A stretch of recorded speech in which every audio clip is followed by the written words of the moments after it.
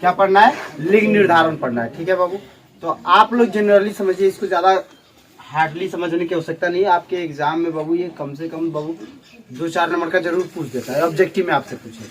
ठीक है, तो कहता है बाबू कि आखिर लिंग होता क्या है। तो कहता है कि जिन शब्दों से किसी व्यक्ति, वस्तु या भाव के जाति का बोध होता है, यानी जिन शब्दों से किसी व्यक्ति, वस्तु या भाव के जाति का बोध होता है, उसे हम लोग क्या कहते हैं, लिंग कहते हैं।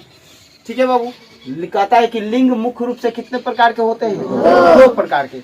एक होता है स्त्रीलिंग, दूसरा होता है पुल्लिंग, याद रहेगा। और कहीं कहीं बाबू किसी किसी किताब में नपुंसक लिंग भी दे देता है। ठीक है, लेकिन जब हम नपुंसक लिंग को बांटते हैं तो वो 2 में बढ़ जाते हैं, कि स्त्रीलिंग में या पुल्लिंग में। तो कहता है पुल्लिंग क्या है, तो कहता है जिससे पुरुष जाति का बोध हो। जिससे किसका बोध हो बाबू, पुरुष जाति का। जैसे कहता है बाबू कि राजा, घोड़ा, मकान, फूल, दुख, लगाव इत्यादि। ठीक है, चलिए उसके बाद कहता है स्त्रीलिंग, जिससे स्त्री जाति का बोध हो। जिससे किसका बोध हो बाबू, स्त्री जाति का। जैसे कहता है रानी, घोड़ी, बालिका, जू, सुई, कुर्सी, गर्दन, लज्जा, बनावट इत्यादि। ठीक है, ये तो हम लोग नॉर्मल इसका एग्जाम्पल पढ़े हैं। अब इसका थोड़ा सा बहुत सारा एग्जाम्पल हम लोग देखते हैं। कहता है कि लिंग निर्धारण को 2 भागों में बांटा गया है। लिंग निर्धारण को कितने भागों में बांटा गया है, 2 भागों में। एक कहता है पुल्लिंग शब्दों का लिंग निर्धारण, दूसरा कहता है स्त्रीलिंग शब्दों का लिंग निर्धारण। ठीक है बाबू, तो कहता है हम सबसे पहले देखेंगे पुल्लिंग शब्दों का लिंग निर्धारण कैसे होता है। तो कहता है बाबू कि आकारांत तत्सम शब्द, आकारांत तत्सम शब्द पुल्लिंग होते हैं। जैसे कुछ एग्जांपल आप लोग के सामने है बाबू। कहता है धन, वन, जल, शरीर, लोभ, कारण, दर्शन, पुष्प, पत्र, चित्र, पालन, कर्म, कार्य, प्रचार, मुख, सुख, उत्तर, प्रश्न, मस्तक, नृत्य, मेघ, अंचल, अंश, अकाल, कलश, गृह, चंद्र, चंदन, परिवर्तन, पर्वत, उपवन, वचन, रूप, नगर, सागर, स्वर्ग, दोष, नियम, विभाग, विरोध, विवाद, शासन, प्रवेश, अनुमान, निमंत्रण, त्रिभुज, नाटक, स्वास्थ्य, न्याय, समाज, विवाह, धर्म, संदेश, प्रस्ताव, छात्रावास, प्रभाव, लोक इत्यादि। बाबू देखो, इतना एग्जाम्पल लिखने का मुख्य कारण एक ही है बाबू, कि अगर आपसे इसमें से कोई भी शब्द आता है, वो आपसे पूछे कि निम्नलिखित में आपको पुल्लिंग बताना है कि कौन पुल्लिंग है कौन स्त्रीलिंग है, तो जब तक आप एग्जाम्पल उस शब्द को देखे नहीं रहेंगे, उस शब्द को पढ़े नहीं रहेंगे, तब तक आप नहीं बता सकते हैं कि वह स्त्रीलिंग है कि पुल्लिंग। आज हम लोग केवल इसके एग्जाम्पल को पढ़ेंगे, कल हम लोग इसके नियम कानून को पढ़ के तब फिर एग्जाम्पल को देखेंगे। ठीक है बाबू, चलिए अब आते हैं बाबू। इसमें कहता है कि इसका देखिएगा पुल्लिंग शब्दों के लिंग निर्धारण में एक तो हम लोग पढ़ लिया आकारांत तत्सम शब्द के आधार पर। दूसरा कहता है हिंदी के आकारांत शब्द पुल्लिंग होते हैं। जैसे लड़का आप लोग जानते हैं पुल्लिंग है, भाड़ा, नाला, ढक्कन, ओढ़ना, फोड़ा, झगड़ा, पटाखा, धमाका, बुढ़ापा, बुलावा, दिखावा, पहनावा।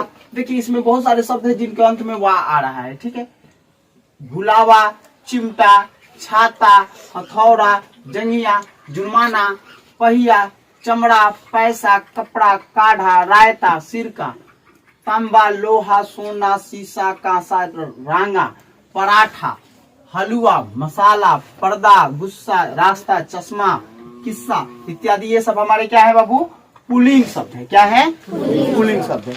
अब हम लोग देखेंगे बाबू स्त्रीलिंग शब्दों के निर्धारण के बारे में कि स्त्रीलिंग शब्द कौन कौन से होते हैं। तो कहता है कि आकारांत, इकारांत, इकारांत और उकारांत तत्सम शब्द स्त्रीलिंग होते हैं।